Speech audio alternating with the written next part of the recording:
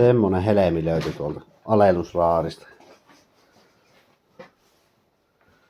On paikkailtu pikkusen. Ihan hyvin näyttää laadukkaalta. Tästä puuttuu yläpuolelta vähän painetta, mutta alapuolella oli onneksi. Pohjapanssari oli ja kaikkea ihmeellisiä juttuja. En tiedä mihin nää kuuluu, mutta semmoiselta mukaan. Tollasia.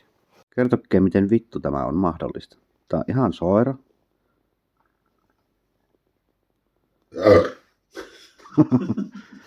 Miten? Voi joku. Kyllä tuli nopeasti uusi. Joko asennetta. Kyllä, näin.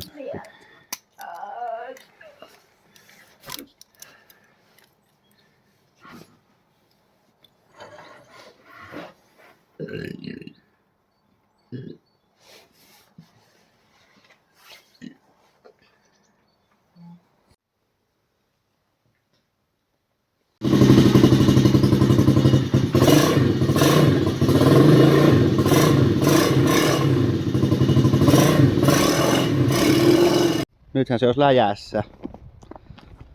Isommalle akulle pitää tehdä teliin. Ei tuo DC-akku oikein tykkää tuossa starttailusta. Tuo mun 10-vuotias poika maalastan punaisella maalilla. Hän sai sen päättää. Hänen ensimmäisen maalausprojektinsa. Ihan pirtsekka väri. Jos lumilevy tehdä siihen seuraavaksi. Pääs vähän lumia työtämään. En tiedä tekisikö tuohon vetokoukkuun kiinnityksiä sitten tuosta alta. Se levy, niin ottais vähän sinne sitä voimaa.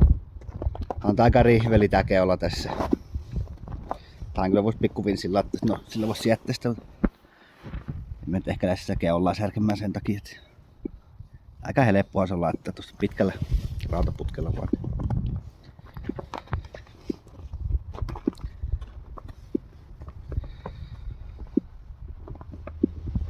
Tässä on nastat takana, mutta kummit on kyllä melko loppu. Entinen omistaja oli kääntynyt ne toisinpäin, jos tulisi vetoa ja ei tullut. Jännä homma. Suunnitellaan.